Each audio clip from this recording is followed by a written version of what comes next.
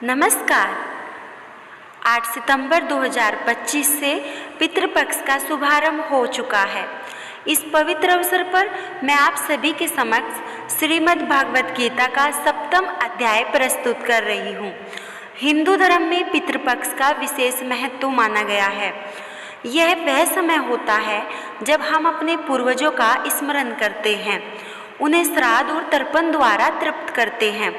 शास्त्रों में कहा गया है, पितर संतुष्टा सुख ददाति, अर्थात जब हमारे पितर प्रसन्न होते हैं तो परिवार में सुख समृद्धि का वास होता है। गीता के पाठ का क्या महत्व होता है? भगवान शिव स्वयं कहते हैं, जो मनुष्य पितृपक्ष में भागवत गीता के 7वें अध्याय का पाठ करता है, उसके पितर अत्यंत प्रसन्न होकर आशीर्वाद देते हैं। यह अध्याय ज्ञान विज्ञान योग कहलाता है, जिसमें भगवान श्री कृष्ण ने भक्ति ज्ञान और ईश्वर स्वरूप का गूढ़ रहस्य समझाया है। इस अध्याय में श्री कृष्ण अर्जुन से क्या कहते हैं, चलिए हम आपको बताते हैं। श्री कृष्ण कहते हैं, जो भक्त अनन्य भाव से मेरी शरण में आता है, वही मुझे वास्तव में जान सकता है। मैं ही इस संपूर्ण जगत का कारण हूँ, मुझसे ही सब कुछ उत्पन्न हुआ है। भौतिक मोह और माया से ऊपर उठकर जो साधक भक्ति करता है, वही परम आनंद को प्राप्त करता है। पितृपक्ष में 7वां अध्याय का पाठ करने से पितर तृप्त होकर अपने वंशजों को सुख शांति प्रदान करते हैं। घर में आध्यात्मिक ऊर्जा का संचार होता है। परिवार में आयु, आरोग्य और समृद्धि की वृद्धि होती है। सबसे बड़ा लाभ तो यह है, पितर मोक्ष की ओर अग्रसर होते हैं। इसलिए इस पितृपक्ष अवश्य प्रयास करें कि आप प्रतिदिन गीता के 7वें अध्याय का पाठ करें।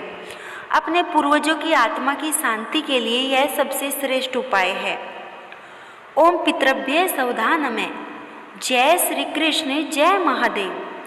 गीता के 7वें अध्याय में श्री कृष्ण अर्जुन को कहते हैं, हे अर्जुन, मन को मुझ में लगाकर, मुझ पर आश्रित होकर योग का अभ्यास करने से तू मुझे संपूर्ण रूप से और बिना संदेह जानेगा। मैं तुझे यह समग्र ज्ञान और विज्ञान बताऊंगा, जिसे जान लेने के बाद कुछ और जानने के योग्य शेष नहीं रहे। हजारों मनुष्यों में कोई एक सिद्धि पाने का प्रयास करता है और सिद्ध पुरुषों में कोई एक मुझे तत्व से जानता है।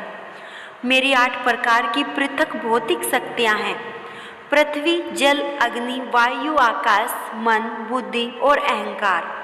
हे महाबाहु, यह भौतिक प्रकृति निम्न है, परंतु इसे छोड़कर मेरी उच्चतर प्रकृति है जीवात्मा, जिससे यह संसार धारण किया जाता है। संपूर्ण प्राणियों का उद्गम और प्रलय मैं ही हूँ। हे अर्जुन, मुझे श्रेष्ठ कुछ भी नहीं है। सब कुछ मेरे में गुथा हुआ है, जैसे धागे में मोती पिरोए रहते हैं। हे कुंती पुत्र, मैं जल में रस हूँ, सूर्य और चंद्रमा में प्रकाश हूँ, वेदों में ओंकार हूँ, आकाश में ध्वनि और मनुष्य में पुरुषार्थ हूँ।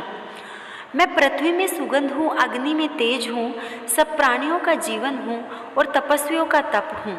हे अर्जुन, समस्त प्राणियों का सनातन बीज में हूँ। बुद्धिमानों की बुद्धि और तेजस्वियों का तेज मैं हूँ। मैं बलवानों का काम रहित बल हूँ और धर्म के विरुद्ध न होने वाला काम हूँ। सात्विक, राजस और तामस भाव भी मुझसे ही उत्पन्न होते हैं, लेकिन वास्तव में मैं उनमें नहीं और वे मुझ में हैं। तीनों गुणों सत्व रज तम में मोहित यह संसार मुझे नहीं पहचानता।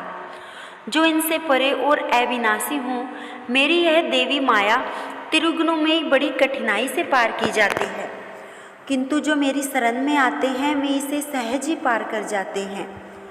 मूर्ख, पापात्मा, अज्ञानी और आसुरी स्वभाव वाले मनुष्य मेरी शरण में नहीं आते।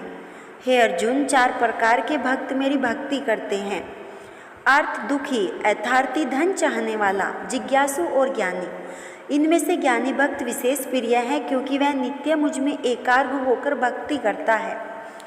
ये सब भक्त उदार हैं, परंतु ज्ञानी तो मेरा आत्मस्वरूप ही है। उसका चित्त स्थिर होकर केवल मुझ में स्थिर होता है। अनेक जन्मों के बाद ज्ञानी यह जानकर मेरी शरण में आता है कि वासुदेव ही सब कुछ है। ऐसा महात्मा अत्यंत दुर्लभ है। जिनका ज्ञान कामनाओं से हरा जाता है, वे लोग अपनी प्रकृति के अनुसार अन्य देवताओं की शरण लेते हैं।